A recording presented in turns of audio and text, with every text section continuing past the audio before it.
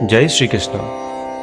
भक्तजनों, आज हम फाल्गुन मास शुक्ल पक्ष की आमलकी एकादशी का महात्म्य समझेंगे। महाराज युधिष्ठिर और भगवान श्री कृष्ण के संवाद के क्रम में युधिष्ठिर ने कहा, हे श्री कृष्ण, मैंने विजया एकादशी का महात्म्य जो महान फल देने वाला है वह सुन लिया है। अब फाल्गुन शुक्ल पक्ष की एकादशी का नाम और महात्म्य बताने की कृपा कीजिए। भगवान श्री कृष्ण बोले, महाभाग धर्मनंदन, सुनो, तुम्हें इस समय वह प्रसंग सुनाता हूं जिसे राजा मानधाता के पूछने पर महात्मा वशिष्ठ ने कहा था। फाल्गुन शुक्ल पक्ष की एकादशी का नाम आमलकी है।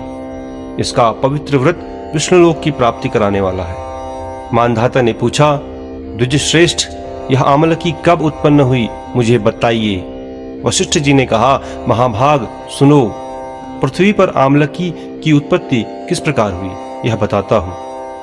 आमलकी महान वृक्ष है जो सब पापों का नाश करने वाला है। भगवान विष्णु के थूकने पर उनके मुख से चंद्रमा के समान कांतिमान एक बिंदु प्रकट हुआ। वह बिंदु पृथ्वी पर गिरा। उसी से आमलकी का महान वृक्ष उत्पन्न हुआ। यह सभी वृक्षों का आदिभूत कहलाता है। इसी समय समस्त प्रजा की सृष्टि करने के लिए भगवान ने ब्रह्मा जी को उत्पन्न किया। उन्हीं से इन प्रजाओं की सृष्टि हुई। देवता, दानव, गंधर्व, यक्ष, राक्षस, नाग और निर्मल अंतःकरण वाले महर्षियों को ब्रह्मा जी ने जन्म दिया। उनमें से देवता और ऋषि उस स्थान पे आए जहां विष्णुप्रिय आमलकी का वृक्ष था। महाभाग, उसे देखकर देवताओं को बड़ा विस्मय हुआ। वे एक दूसरे पर दृष्टिपात करते हुए उत्कंठा पूर्वक उस वृक्ष की ओर देखने लगे और खड़े खड़े सोचने लगे कि यह पाकर आदि वृक्ष तो पूर्व कल्प की ही भांति है, जो सबके सब हमारे परिचित हैं, किंतु इस वृक्ष को हम नहीं जानते। उन्हें इस प्रकार चिंता करते देख आकाशवाणी हुई, महर्षियों, यह सर्वश्रेष्ठ आमलकी का वृक्ष है जो विष्णु को प्रिय है। इसके स्मरण मात्र से गोदान का फल मिलता है। स्पर्श करने से इससे दूना और फल भक्षण करने से द्विगुना पुण्य प्राप्त होता है। इसलिए सदा प्रयत्न पूर्वक आमलकी का सेवन करना चाहिए। यह सब पापों को हरने वाला वैष्णव वृक्ष बताया गया है। इसके मूल में विष्णु, उसके ऊपर ब्रह्मा, स्कंध में परमेश्वर भगवान रुद्र, शाखाओं में मुनि, टहनियों में देवता, पत्तों में वसु, फूलों में मरुदगण तथा फलों में समस्त प्रजापति वास करते हैं। आमलकी सर्वदेवमयी बताई गई है।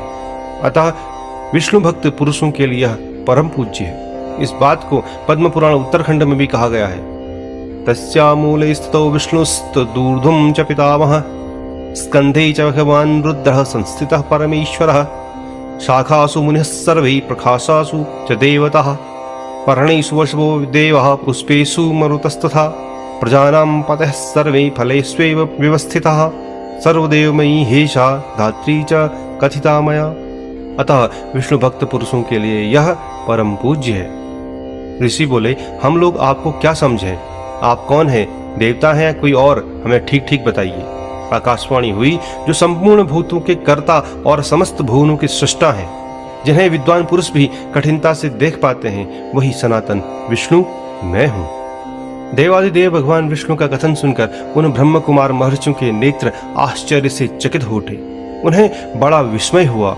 वे आदि अंतरहित भगवान की स्तुति करने लगे। ऋषि बोले, संपूर्ण भूतों के आत्मभूत आत्मा और परमात्मा को नमस्कार है। अपनी महिमा से कभी च्युत न होने वाले अच्युत को नित्य प्रणाम है। अंतरहित परमेश्वर को बारंबार प्रणाम है। दामोदर, कवि, सर्वज्ञ और यज्ञेश्वर को नमस्कार है। मायापते, आपको प्रणाम है। आप विश्व के स्वामी हैं, आपको नमस्कार है। ऋषियों की इस प्रकार स्तुति करने पर भगवान श्री हरि संतुष्ट हुए और बोले, महर्षियों, तुम्हें कौन सा अभीष्ट वरदान दूं? ऋषि बोले, भगवान, यदि आप संतुष्ट हैं तो हम लोगों के हित के लिए कोई ऐसा व्रत बतलाइए जो स्वर्ग और मोक्ष रूपी फल प्रदान करने वाला हो। श्री विष्णु बोले, महर्षियों, फाल्गुन शुक्ल पक्ष में यदि पुष्य नक्षत्र से युक्त द्वादशी हो तो वह महान पुण्य देने वाली और बड़े बड़े पातकों का नाश करने वाली होती है। द्विजवरों, उसमें जो विशेष कर्तव्य है उसको सुनो। आमलकी एकादशी में आंवले के वृक्ष के पास जाकर वहां रात्रि में जागरण करना चाहिए। इससे मनुष्य सब पापों से छूट जाता है और सहस्त्र गोदानों का फल प्राप्त करता है।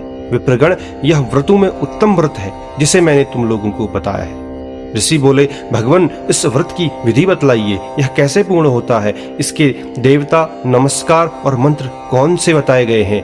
उस समय स्नान और दान कैसे किया जाता है? पूजन की कौन सी विधि है तथा उसके लिए मंत्र क्या है? इन सब बातों का यथार्थ रूप से वर्णन कीजिए। भगवान विष्णु ने कहा, द्विजवरो, इस व्रत की जो उत्तम विधि है उसको सुनो।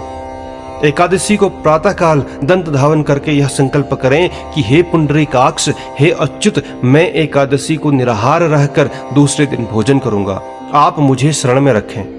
ऐसा नियम लेने के बाद पतित, चोर, पाखंड, दुराचारी, मर्यादा भंग करने वाले तथा गुरुपत्नीगामी पुरुषों से वार्तालाप न करें। अपने मन को वश में रखते हुए नदी में, पोखर में, कुएं में अथवा घर में ही स्नान करें। स्नान के पहले शरीर में मिट्टी लगाएं और मिट्टी लगाने का मंत्र इस प्रकार है, अश्वक्रांते, रथक्रांते, विष्णुक्रांते, वसुंधरे, मृतिगै हरमे पापम जन्मकोट्याम समर्जितम। वसुंधरे, तुम्हारे ऊपर अश्व और रथ चला करते हैं तथा वामन अवतार में भगवान विष्णु ने भी तुम्हें अपने पैरों से नापा था। मृतगे, मैंने करोड़ों जन्मों में जो पाप किए हैं, मेरे उन सब पापों को हर लो। इसके बाद स्नान करें और स्नान का मंत्र इस प्रकार कहें, त्वं मातः सर्वभूतानां जीवनम तत्वरक्षकम स्वेदजोद्भिज्य जातीनां रसानां पते नमः। स्नातोऽहं सर्वतीर्थेषु हृत्प्रस्रवणेषु च नदीषु देव खातेषु इदम स्नानम तुमे भवेत्। जल की अधिष्ठात्री देवी माता, तुम संपूर्ण भूतों के लिए जीवन हो, वही जीवन जो स्वेदज और उद्भिज्य जाति के जीवों का भी रक्षक है।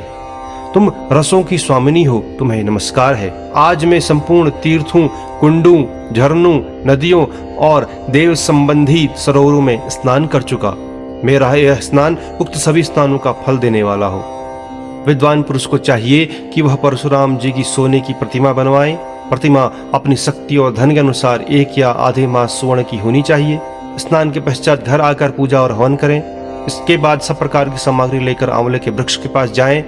वहां वृक्ष के चारों ओर की जमीन झाड़ बुहार लीप पोत कर शुद्ध करें। शुद्ध की हुई भूमि में मंत्र पाठ पूर्वक जल से भरे हुए नवीन कलश की स्थापना करें। कलश में पंचरत्न और दिव्य गंधे आदि छोड़ दें। श्वेत चंदन से उसको चर्चित करें। कंठ में फूल की माला पहनाएं।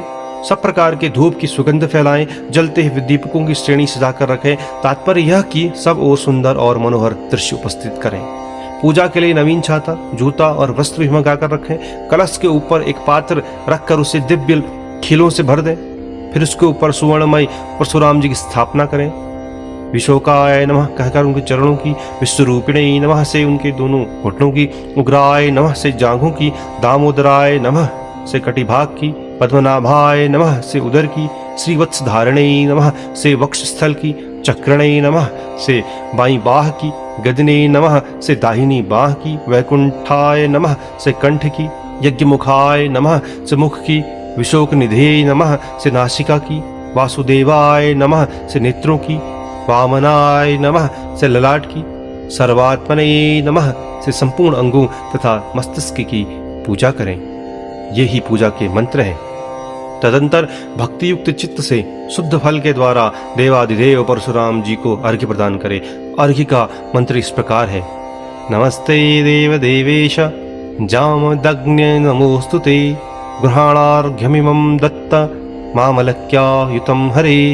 हे देव देवेश्वर जमदग्नि नंदन श्री विष्णु स्वरूप परशुराम जी, आपको नमस्कार है, नमस्कार है। आंवले के फल के साथ दिया हुआ मेरा यह अर्घ्य ग्रहण कीजिए। तदंतर भक्ति युक्त चित्त से जागरण करें। नृत्य, संगीत, वाद्य, धार्मिक उपाख्यान तथा श्री विष्णु संबंधी कथा वार्ता आदि के द्वारा वह रात्रि व्यतीत करें। इसके बाद भगवान विष्णु के नाम से लेकर आम्ल की वृक्ष की परिक्रमा 108 या 28 बार करें। फिर सवेरा होने पर श्री हरि की आरती करें। ब्राह्मण की पूजा करके वहां की सब सामग्री उसे निवेदन कर दें। परशुराम जी का कलश, 2 वस्त्र, जूता आदि सभी वस्तुएं दान कर दें और यह भावना करें कि परशुराम जी के स्वरूप में भगवान विष्णु मुझ पर प्रसन्न हों। तत्पश्चात आमलकी का स्पर्श करके उसकी प्रदक्षिणा करें और स्नान करने के बाद विधि पूर्वक ब्राह्मणों को भोजन कराएं। तदंतर कुटुंबियों के साथ बैठकर स्वयं भी भोजन करें। ऐसा करने से जो पुण्य होता है वह सब बतलाता हूँ, सुनो।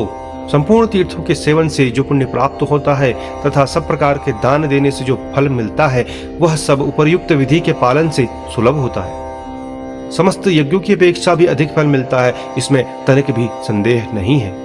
यह व्रत सभी व्रतों में उत्तम है, जिसका मैंने तुमसे पूरा वर्णन किया है। वशिष्ठ जी कहते हैं, महाराज, इतना कहकर देवेश्वर भगवान विष्णु वहीं अंतर्धान हो गए। तत्पश्चात उन समस्त महर्षियों ने उक्त व्रत का पूर्ण रूप से पालन किया।